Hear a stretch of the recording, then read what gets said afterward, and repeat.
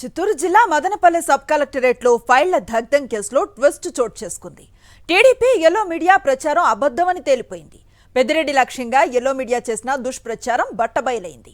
Punganur revenue రికార్డులు call చేశారని దుష్ప్రచారం చేయగా 982 ఎకరాల ఫైళ్లన్నీ భద్రంగా ఉన్నాయని రైతు వెంకటరెడ్డి వెల్లడించారు. తమకు ప్రభుత్వానికి మధ్య 50 ఏళ్లుగా వివాదం నడుస్తోందని, రికార్డులన్నీ సెటిల్మెంట్ అధికారుల దగ్గర ఉన్నాయని చెప్పారు. 982 ఎకరాల ఫైళ్లను కాల్ చేశారని ప్రచారం చేయటం దారుణం అన్నారు. హైకోర్టు, కమిషనర్, సెటిల్మెంట్ అధికారుల వద్ద తమకు అనుకూలమైన తీర్పులు వచ్చాయన్నారు రైతు వెంకటరెడ్డి. సోమవారం ఈ భూముల వ్యవహారంపై విజయవాడలో విచారణ జరిగిందని, తాము ఆ రికార్డులన్నీ చూశామని రైతు వెంకటరెడ్డి చెప్పారు. నిన్న మొన్నటి రోజు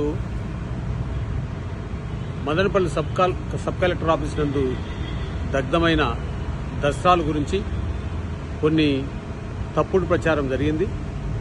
ముఖ్యంగా పొంగనూరు మండలం రాగానపల్లి సర్వే గ్రూప్ సర్వే నంబర్ 22 982 ఎకరాల గురించి ఆ రికార్డులంతా కూడా దగ్ధమైనట్టుగా అనుమానాలు వ్యక్తం చేశారు. వాస్తవంగా ఈ సర్వే నంబర్ 22 రాగానపల్లి 982 ఎకరాల భూమి విషయంగా దస్త్రాలన్నీ కూడా సేఫ్ కస్టడీలో డైరెక్టర్ ఆఫ్ సెటిల్మెంట్ విజయవాడ దగ్గర ఉన్నాయి, ఏపీఐసి ఆఫీసులో.